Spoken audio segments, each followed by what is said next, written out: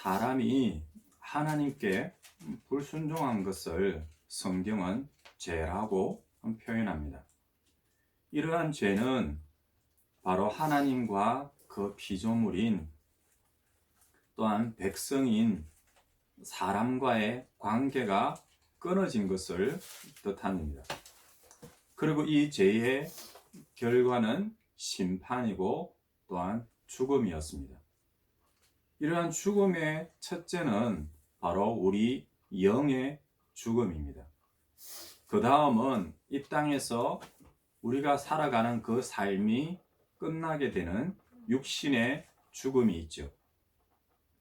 그리고 그런 육신의 죽음 이후에 우리가 하나님 앞에 섰을 때 천국에서 하나님과 영원히 함께하는 영생이 아니라 이제는 하나님과 완전히 분리된 영원한 죽음도 있습니다. 물론 이러한 죄로 인하여 이렇게 하나님과의 관계가 끊어졌다는 것 자체가 바로 심판이죠.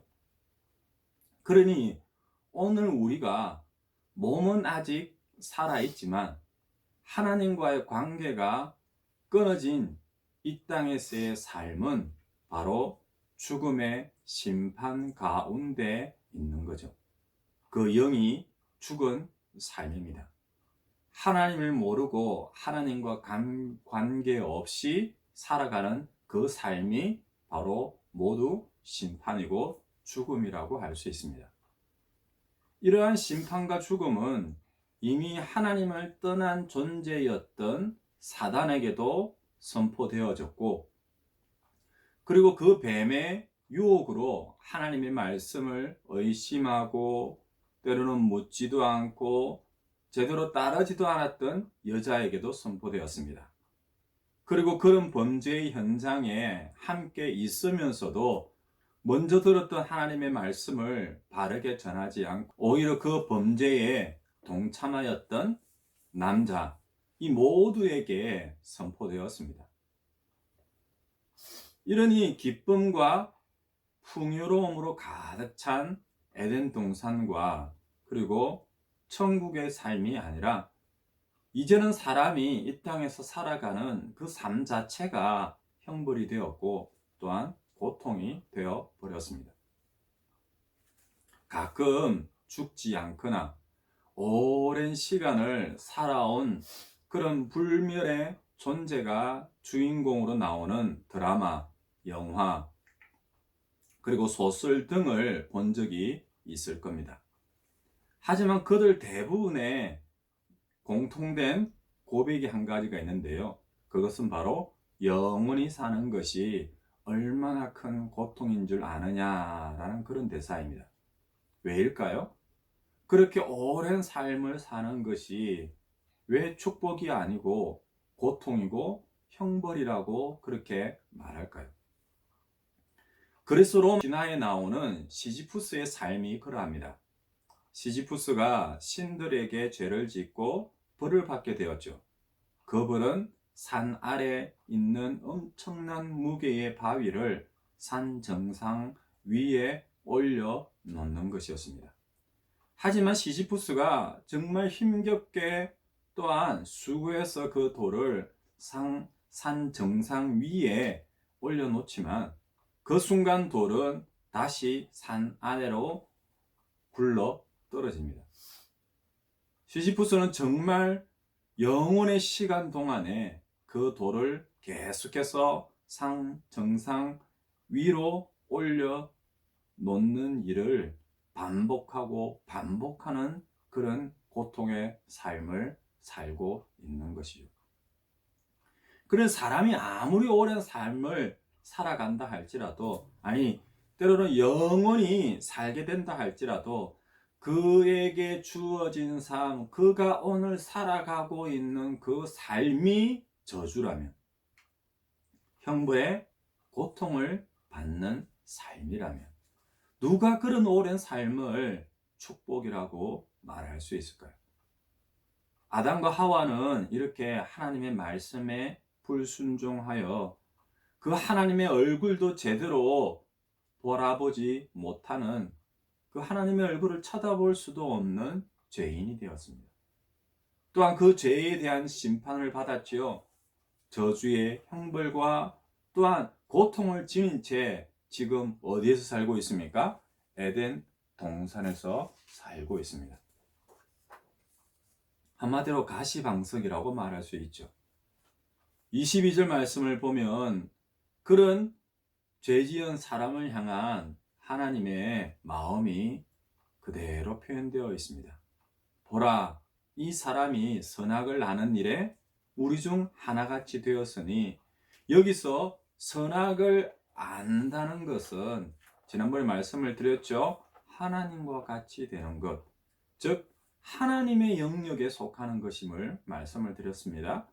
이렇게 선악을 아는 것은 하나님에게는 너무나 당연한 것인데, 하지만은요, 사람에게는 오히려 그것이 치명적인 죄악이 되고 맙니다.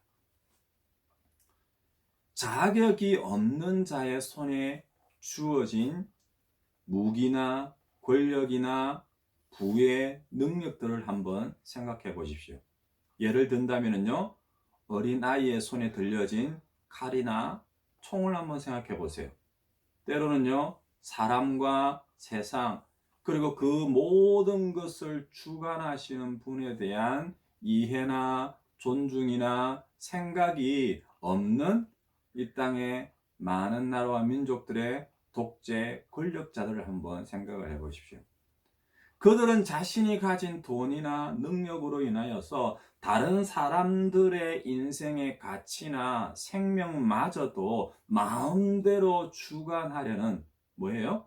자기가 마치 그 주관자가 되어버린 창조주 하나님과 같이 되어버리려는 그런 교만한 자들의 삶의 결국이 어떠한지를 한번 생각해 보면 알 수 있을 겁니다. 더구나 그런 악한 인간이, 죄인이 생명나무의 열매마저 먹게 되고 영원히 살아가게 된다면 어떻게 될까요? 인류 역사 가운데에 부패하고 타락하였던 독재 권력의 장기 집권, 점점점 시간이 흘러가고 흘러갈수록 그 마지막의 결말이 어떻게 되었는지를 생각해 보면 이해할 수 있을 거예요.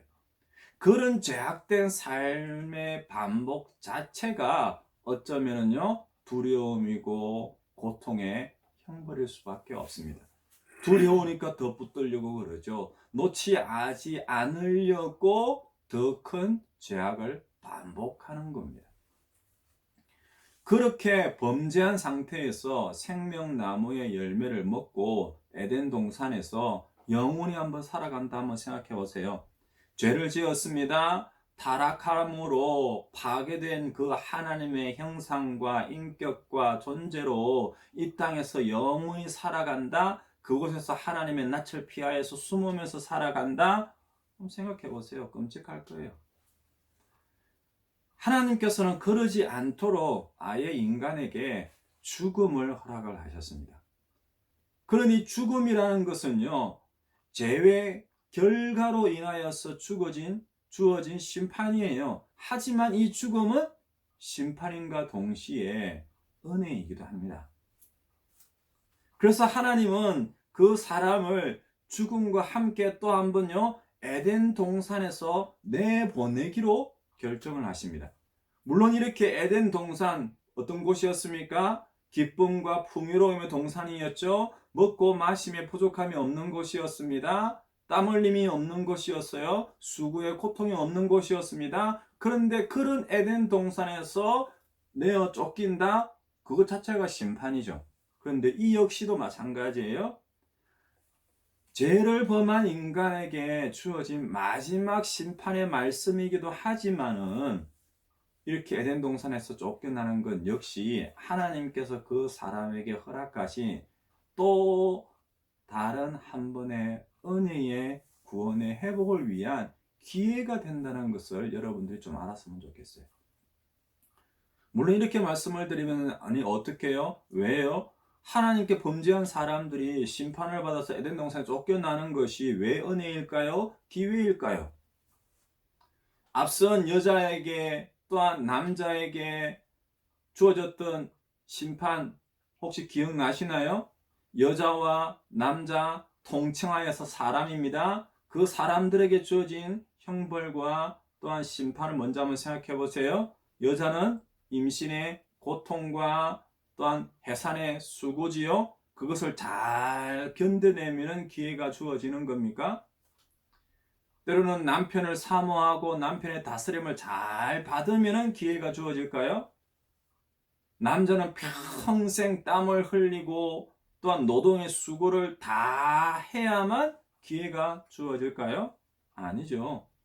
이렇게 견디고 또한 잘 다스림을 받는다 할지라도요, 그러한 형벌의 마지막 그 삶의 끝은 무엇이라고 이야기를 했습니까? 흙에서 와서 어디로 간다고요? 흙으로 돌아가는 것이라고 이야기했죠. 그런데 어떻게 이러한 심판과 형벌이 또 다른 은혜의 구원으로 믿음의 삶의 기회로 이어질 수 있을까요? 힌트는 지난 시간에 말씀을 드렸죠. 그리고 오늘 본문에도 또 나옵니다. 20절 말씀을 보면은요, 아담이 그의 아내의 이름을 하와라 그렇게 부른 것을 통하여서 먼저 확인할 수 있어요. 하와는 남편인 아담이 지은 이름입니다. 그 이름으로 상징되어지는 그런 삶이 되기를 바라고요. 또한 그 이름 속에 포함되어진 그런 삶을 살기를 원하는 아담과 하와 그리고 우리 모든 사람들의 믿음의 고백이라고 생각하시면 돼요. 이 하와라는 이름의 뜻은 바로 생명으로라는 그런 의미를 가지고 있습니다. 그 이전까지는 그냥 여자였습니다. 그냥 남자였죠. 이름이 없었습니다. 그런데 이제는요, 그 여자에게, 죄지은 여자에게 이름이 주어졌습니다. 어떤 이름이요? 하와, 모든 살아있는 자의, 살아가는 자의 어머니라고 그런 이름이 붙어졌죠. 아담과 하와의 이제 시작은 무엇입니까? 그 삶의 시작은요, 고통이 되어버렸습니다. 그리고요, 살아가는 그 삶 자체도 수고와 고통이죠. 그러면 그 삶의 마지막은 또 뭡니까? 죽음의 심판과 형벌 가운데에서 이 아담과 하와가 무엇을 깨달았는지를 한번 생각해 보세요. 바로 그 이름 그대로 생명을 본 거예요. 그러한 생명을 바라보며 믿음으로 고백하는 삶을 살기를 원했던 겁니다. 이전까지는요, 살아있다, 죽는다, 이것을 몰랐어요. 아니, 죽음이 찾아오기 전에 선포되어지기 전에는요, 살아있는 것의 그 가치를 모르는 거예요. 우리에게 주어진 일상의 삶들 그 가운데서 주어진 그런 공기와 물과 자연의 환경들, 그것들이 점점 햇빛이 가려워지고 물이 오염되어지고 먹을 것이 점점 줄어들게 될 때야 우리는 그것의 귀한 가치를 아는 것과 똑같은 겁니다. 살아있을 때는 살아있다는 것이 축복이라는 것을 모르는 거예요. 그 살아있음이 끝나고 이제는 죽음이 왔을 때에 그 죽음을 바라보며 이전에 주어졌던 그 살아있음의 가치를 깨닫게 되는 거예요. 생명의 가치를 깨닫고 또한 그 생명의 주관자가 누구이신지를 이제서야 깨닫고 고백하는 것입니다. 물론 이전에 아담과 하와는 하나님께서 네가 어디에 있느냐라고 물었을 때 그때는 깨닫지 못했어요. 그저 핑계대기에 바빴잖아요. 오히려 자기 자신에게는 책임이 없습니다. 그렇게 변명하기에 급급했습니다. 하지만 지금은요, 그 죄악에 대한 심판의 선언을 받았고요. 그리고 그곳에 아까 제가 뭐라 그랬죠? 기회라 그랬잖아요. 그곳에 한 동전의 양면처럼 따라붙어 있는 또 다른 마지막 기회를 보고 그것을 놓치고 싶지 않았던 거예요. 정말 임신의 고통과 해산의 수고가 있다 할지라도요, 누군가는 어떻게 합니까? 그럴 바엔 차라리 나는 임신하지 않겠어, 해산하지 않겠어, 이렇게 생각하지만요, 오히려 누군가는 그런 임신의 수고와 해산의 고통 가운데에서 오히려 그 생명을 주시는 하나님을 바라보는 거예요. 남자는요, 땀을 흘리고 노동의 수고가 있어야 그 소산을 먹을 수 있다고 했지요. 그런데요, 그 마지막은 또 어떤 것이었습니까? 흙으로 돌아가는 그런 죽음의 두려움 앞에서만큼은 이제요, 모두가 그곳에서 벗어나고 싶은 거예요. 죽음 앞에서야 생명을, 가치를, 존중을 깨닫게 되는 겁니다. 어쩌면 아담과 하와 그리고 모든 사람들의 마지막 소망일지도 모르겠습니다. 아니, 하나님께서 그 모든 사람들이 그 죽음 앞에서만큼은 깨닫기를 원했던 것이겠죠. 사람들이 형벌과 심판의 고통의 삶들 가운데서 깨닫는다면 더 좋고요. 아니면 제일 마지막 그 죽음 앞에서라도 깨닫기를 원했던 것이죠. 심판이 저주와 형벌 그리고 또한 고통으로 죽음으로 끝나기를 원하지 않으시는 하나님의 은혜와 사랑의 손길이 여기에 담겨 있는 거예요. 그러니 21절에요. 여호와 하나님이 아담과 그의 아내를 위하여 가죽옷을 지어 입히신 것도요, 동일합니다. 영적인 의미로 이 가죽옷의 의미를 굳이 예수 그리스도의 십자가의 죽으심 이렇게까지 해석하지 않아도 충분히 이해할 수 있는 거예요. 가죽옷을 지어 입히시는 그 단어의 표면적인 의미만 생각해도 알 수 있습니다. 이것은 이제부터 사람이 생명과 생존과 생육에 대한 소망을 드러내고 있는 그 아담과 하와에게 필요로 되어지는 것을 하나님께서 채워주신다는 것으로 그렇게 이해하시면 돼요. 바로 날마다 필요한 일용할 양식을 공급해 주시는 하나님의 그 은혜와 공급의 손길, 이렇게 생각하셔도 되는 거예요. 비록 아담과 하와가 죽음에 대한 그 선언을 받은 상태이지만은 여전히 남겨져 있는 것이 있습니다. 죄를 지은 이후나 죄를 짓기 전이나 똑같이 그 사람에게는요, 생육하고 번성하며 땅에 충만하라는 그 하나님의 축복의 선언은요, 여전히 유효해요. 그러니 이 가죽옷은요, 이제부터 사람이 하나님의 은혜가 아니면 하나님께서 돌보시는 그 사랑의 그 삶이 아니라면은 그런 삶을 살아갈 수 없다라는 것을 깨닫게 해주는 거죠. 태초에 하나님은 사람을 창조하시고 그들에게 복을 주셨습니다. 하나님이 만드신 땅과 모든 생물을 다스리게 하셨고요. 그리고 각종 먹을 것을 풍성히 채워주셨죠. 하지만 그들은요, 그 모든 것의 주관자가 되시는 그 하나님의 말씀에 불순종함으로 그 모든 풍요로움을, 축복을 잃어버렸습니다. 그래서 이제는 어떻게 됩니까? 고통 가운데에서 생육하고 번성해야 하는 거예요. 뿐만이 아니죠. 수고하고 땀을 흘림 속에 경작해야 하는 겁니다. 그리고 그 인생의 마지막은요, 흙으로 돌아가는 것이죠. 하나님께서 그 사람의 코에 생기를 불어넣어서 살아있게 하셨죠. 이제는요, 그 생기가 끝나면 뭐가 됩니까? 죽음이죠. 그래서 죽음을 이 코끝에 달고 살아가는 삶이 되어 버렸습니다. 그것이 이제 우리에게 주어진 사람, 흙과 먼지에서 와가지고 티끌로 돌아가는 그런 진짜 사람이 되어 버렸습니다. 그러니 지금부터 필요한 것이 무엇일까요? 에덴에서 쫓겨난 그 사람으로 살아가는 삶을 배워야 하는 거죠.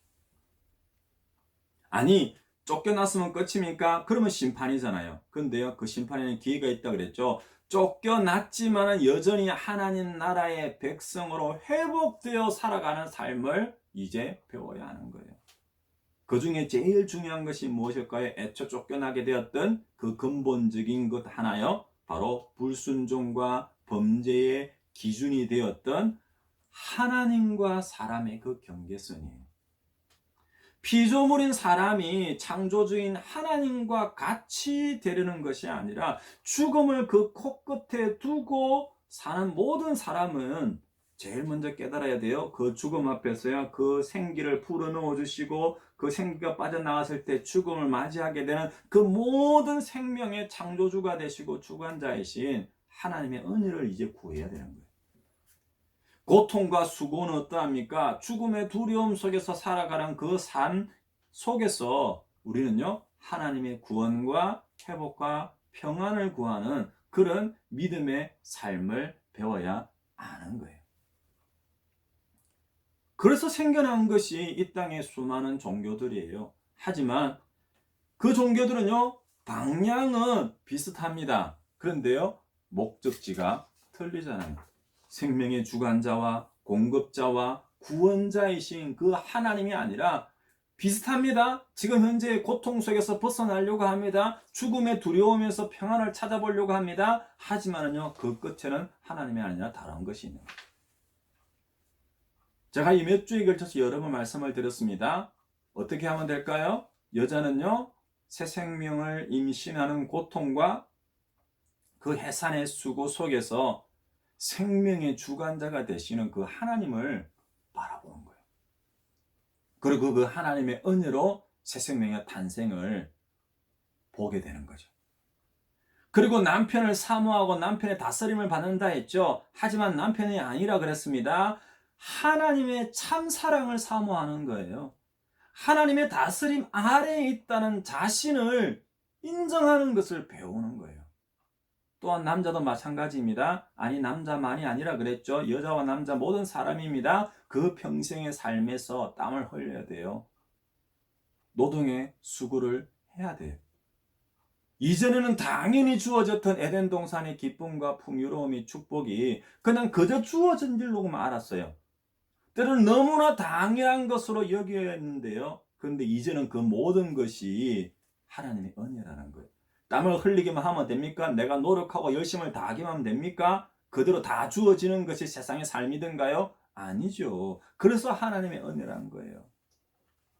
여기에 더하여 사람들은요, 23절 말씀에 하나님께서 한 번 더 말씀하십니다. 그 생명이 다하는 동안에 그 삶의 근원이 그 땅을 갈게 하십니다. 다르게 표현할까요? 경작하여 지키라 라는 명령이 그대로 따라붙는 거예요. 에덴 동산에 있을 때나 에덴 동산에 쫓겨났을 때나 그 주어진 사명은 똑같은 거예요. 죄를 짓기 전이나 죄를 지은 이후나 동일하게 사람들에게 여전히 주어지고 남겨진 사명입니다. 생육하고 번성하여 땅에 충만하라. 그 땅을 정복하고 다스리라. 하나님을 대신하여 그 땅, 하나님께서 허락하신 그 새 생명의 삶들 가운데에서 하나님의 뜻을 이루는, 즉 하나님과 함께하며 하나님을 섬기는 그 하나님 나라의 백성과 자녀의 삶을 회복하라라는 게 바로 기회가 되는 거예요. 단순히 쫓겨난 게 아니잖아요. 그 쫓겨남과 함에도 여전히 기회가 남겨져 있는 거예요. 그러니 뱀을 향한 심판과는 다르게 사람을 향한 심판은 결코 심판으로 끝나지 않습니다. 비록 수고와 땀을 흘리는 그 고통이 주어졌지만은 그 속에서 우리는 하나님을 바라보는 거예요. 하나님을 찾는 겁니다. 하나님의 은혜 없이는 한순간도 살아갈 수 없는, 하나님 생각하지 않으니까 뭐가 남아요? 수고, 고통, 힘겨움, 죽음, 이거밖에 안 남잖아요. 그래서 하나님의 은혜를 구하는 거예요. 우리는 이러한 삶을 형벌이라고 핑계를 대거나 변명을 하면서 책임을 미루어서는 안 되는 거예요. 나는 올바른데, 나는 정직한데, 나는 진실인데 세상이 이 모양이야. 그렇게 핑계대면 삶이 달라집니까? 아니죠. 또 때로는요, 내가 어떻게 해볼 수 없는 그런 형벌의 삶이니까, 에이, 그냥 이 인생 그냥 내 멋대로 한순간이니까 마음대로 살아버리자. 그 삶을 또한 포기해서는 안 되는 겁니다. 왜요? 기회가 아직 주어져 있다고 얘기했잖아요. 심판 가운데 또 다른 기회를 허락하신 그 하나님의 은혜를 구하는 것이 아니라 또 다른 세상의 헛된 것을 쫓아가면서 그 주어진 기회를 붙들지 못하고 삶을 낭비하거나 그 형벌의 고통을 잠깐 명상을 통해서요, 여가를 통해서요, 때로는 쾌락을 통해서요, 이저로 해서도 잊혀지지 않지요. 오히려 더 큰 고통으로 찾아옵니다. 오늘 우리가 살아가는 삶이 그러하잖아요. 우리는 죄 가운데 태어났습니다. 또한 죄악된 세상 속에서 살아가요. 그리고 그 타락한 환경 속에서 주어진 뭐가 있습니까? 형벌의 고통 속에서 우리는 살아가잖아요. 그러니 더욱 우리는 잊지 말아야 합니다. 비록 그러한 심판 가운데에 때로는요, 그 심판 이후에 주어질 구원을 잊지 말아야 하는 거예요.